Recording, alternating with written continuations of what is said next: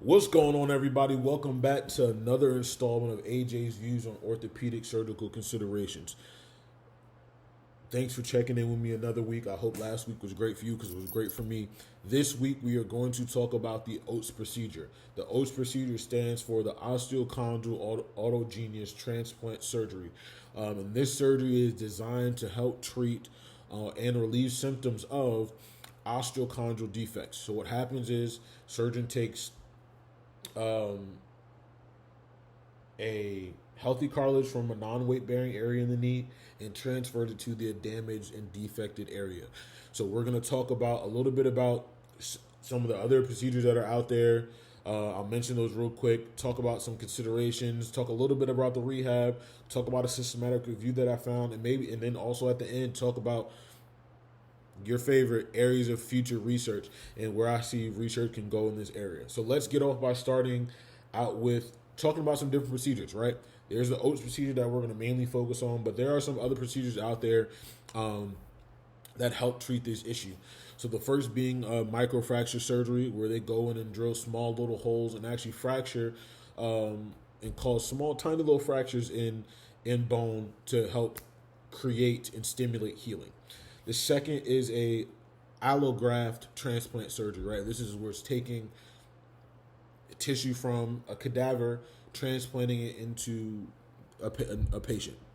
We all know that allograft procedures have a higher failure rate and a high rate of rejection and also high rate of infection. So those procedures are typically not done as more frequently.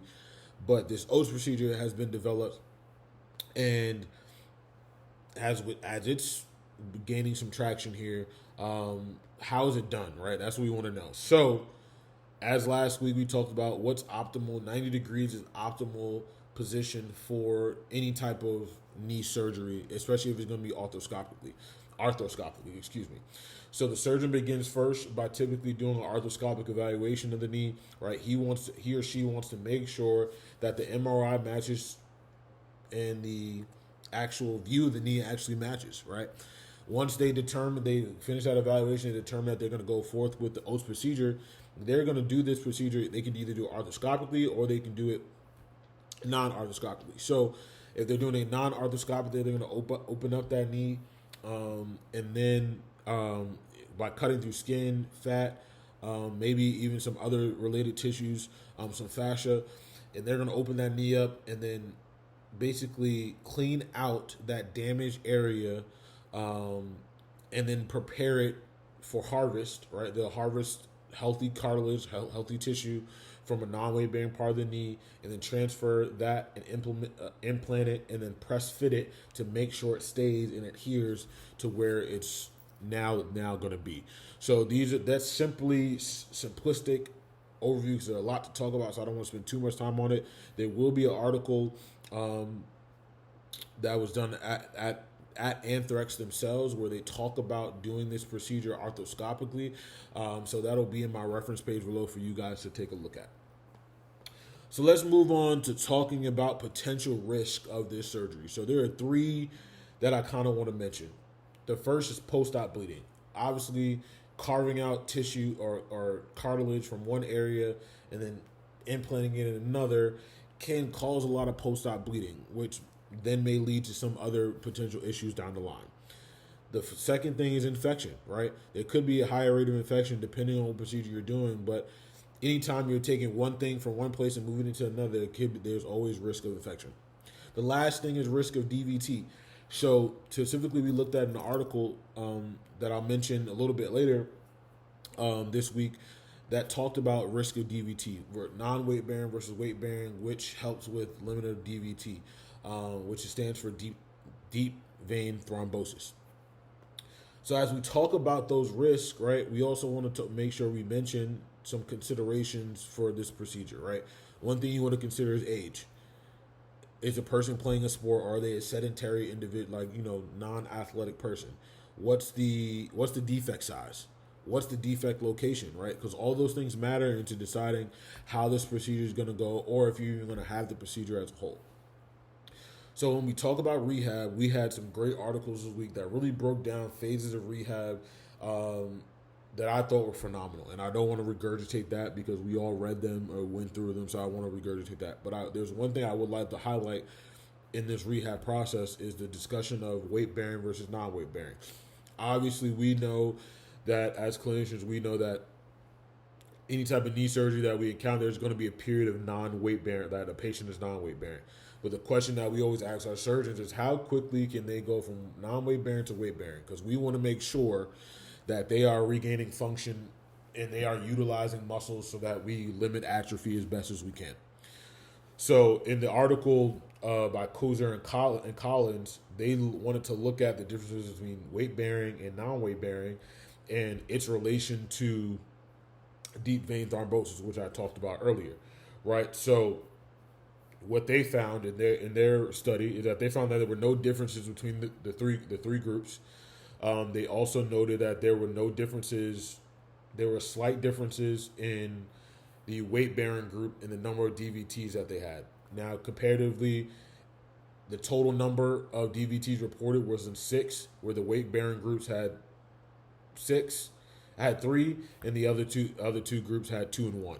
So it's still not a high rate, and they had over 600 patients in there that they assessed. So still not a high number of DVT in this specific article. They also noted that something you must consider when determining if a patient is going to be weight bearing or non-weight bearing is lesion size. Right? They stated that there were no differences between the group in terms of or issues in terms of healing with weight bearing or non-weight bearing, but lesion size was a considerable factor, right? So if you have a smaller lesion size, maybe you can weight bear a little bit quicker. If you have a larger lesion size, maybe you may have to take that 6 weeks to really not weight bear. But when we consider that, we also want to consider social determinants of health, including transportation and living situation, because who says that a patient may be able to non-weight bear for that long period of time? Who says if they have to get on the bus to go to appointments or get in a car, that they have to weight bear, right? So these are some things that we have to consider that we may not typically have to consider in our population with patients, but in the normal world, this is things that you definitely have to consider. So the last couple of things I want to talk about, a systematic review that I found by Parikh et al., and it talked about long-term follow-up of patients 10 years post an OATS procedure. So they reported that IKDC scores increased almost 40% from initial post-op into the last follow-up that they did, which was 10 years, roughly around 10 years after the procedure.